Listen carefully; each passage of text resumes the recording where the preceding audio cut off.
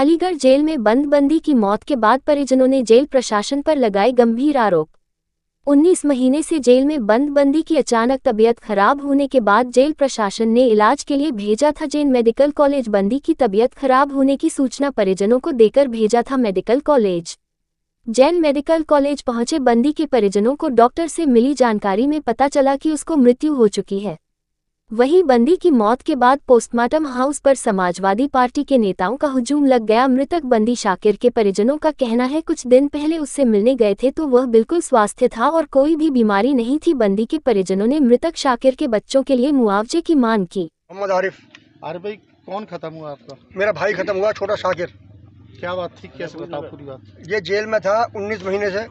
इसे झूठा केस में टुल्ले उर्फ उसका नाम दूसरा है शाहरुख, इसने कह दिया था कि साहब मेरे साथ मानने में ये भी था, तो पुलिस ने इसको भी बंद कर लिया उठा करने। 19 महीने प्रयास कर रहे हैं पूरी तरीके से, जबकि इसके साथ ना तो कोई रिकवरी हुई है। इससे एसओ साहब ने बता दिया बयानों में आकर के कोई रिकवरी शाकिर से नहीं हुई है, ना ही किसी ने देखा है शाकिर को मारते हुए, मगर पुलिस ने फिर भी नहीं छोड़ा इसे। 19 महीने पूरा प्रयास कर रहे हैं, इलाहाबाद भी कर रहे हैं, यहाँ भी कर रहे हैं, कोई काम नहीं हुआ। कल हम मुलाकात करने गए हैं तो मुलाकात में ठीक ठाक था, हमारा भाई फर्स्ट क्लास बातचीत की है। उधर सलाद वगैरह दे के आए हैं, धनिया दे के आए हैं, अदरक दे के आए हैं, तो वहाँ पे बिल्कुल सही था वो, समझे। उसके बाद में जो सुबह फ़ोन आया जेलर साहब का, क्या आप उनके भाई बोल रहे हो? मैं हाँ साहब बोल रहा हूँ। क्या आपके भाई जो है उसकी तबीयत ख़राब है, उसे हमने जेएन मेडिकल भेज दिया है, आप वहाँ पहुँच जाइए। हम सब लोग वहाँ पहुँचे हैं तो हमारी जो मेडिकल है वहाँ सीएमओ साहब से बात हुई।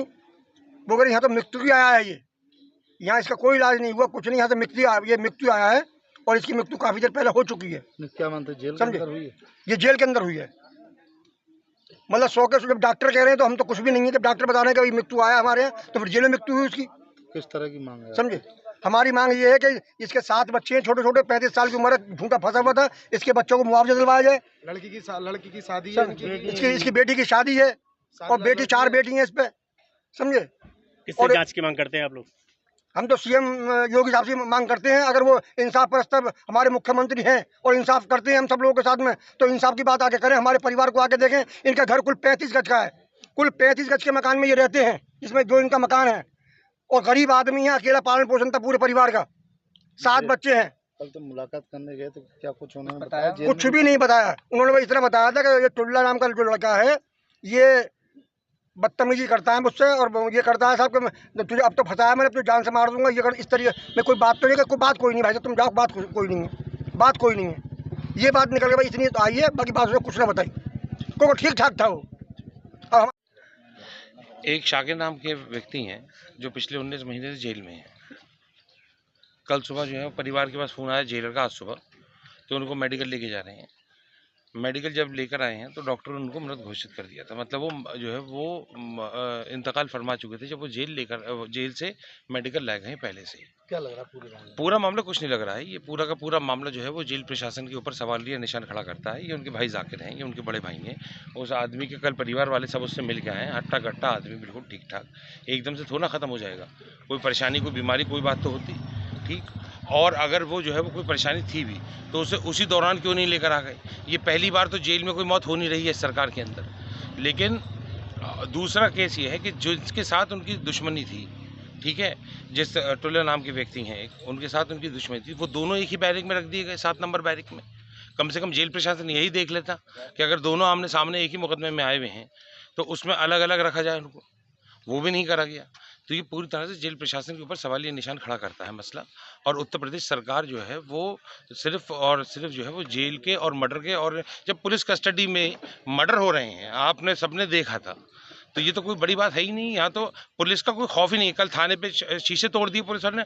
आपको याद होगा समाजवादी सरकार में जब माननीय ठाकुर राकेश सिंह जी के जो है कुछ लोगों ने थाने में घुस के हंगामा करा था, तो विधायक जी के ऊपर और उनके साथियों के ऊपर जो है मुकदमा होने का काम हुआ था। इस पूरे मामले में, जेल वाले मामले में किस तरह की कार्रवाई चाहते हैं, किस तरह की जाँच होनी चाहिए? देखिए, इसमें अभी पोस्टमार्टम हो जाने दीजिए, उसके बाद मैं उत्तर प्रदेश सरकार से और डीएम साहब से ये बात करूँगा कि आप इनको मुआवजा दीजिए, क्योंकि ये घोर जो है वो सिर्फ लापरवाही है पुलिस प्रशासन की।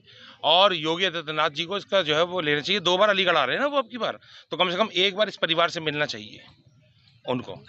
लेकिन वो मिलेंगे नहीं, क्योंकि वो आंखों में आंखें डाल के बात नहीं कर पाएंगे, शर्मिंदा रहेंगे जो काम हो रहा है आज उत्तर प्रदेश के अंदर। इसलिए वो मन से ही बोल के चले जाएंगे, लेकिन जनता के बीच में उतर नहीं पाएंगे।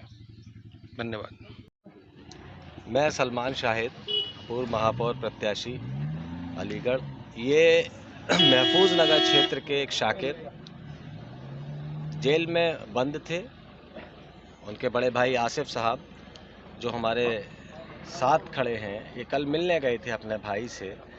जब कल मिलने पहुंचे थे तो इनके भाई बिल्कुल ठीक ठाक थे, इनसे सारी बातें हुई हैं।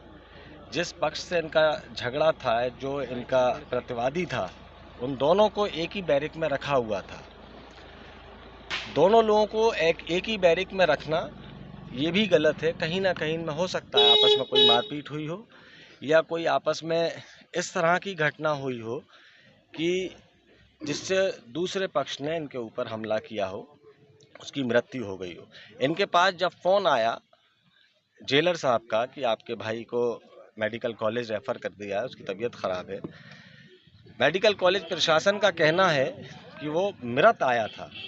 अगर जेल में इस तरह से लोगों की मृत्यु होगी तो लोग जो हैं जेल को भी सुरक्षित नहीं मान पाएंगे। जेल के अंदर ये पहली घटना नहीं है, इससे पहले भी घटनाएं हुई हैं। मैं जिलाधिकारी से पीड़ित परिवार को लेकर मिलूंगा। पीड़ित परिवार आर्थिक रूप से बेहद कमज़ोर है, उसके 7 बच्चे हैं।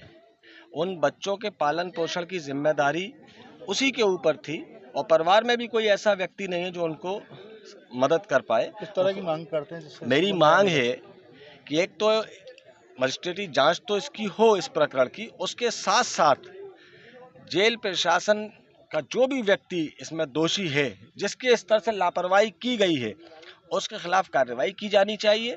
इनको उचित मुआवजा मिले। इनके परिवार के पालन पोषण के लिए सरकार जो इनकी मदद कर सकती हो, उस मदद को लेकर हम जिलाधिकारी महोदय से मिलेंगे और पीड़ित परिवार के साथ इस दुख की घड़ी में खड़े हैं। उनकी मदद कराने के लिए हर स्तर पर सहयोग करने के लिए तैयार हैं।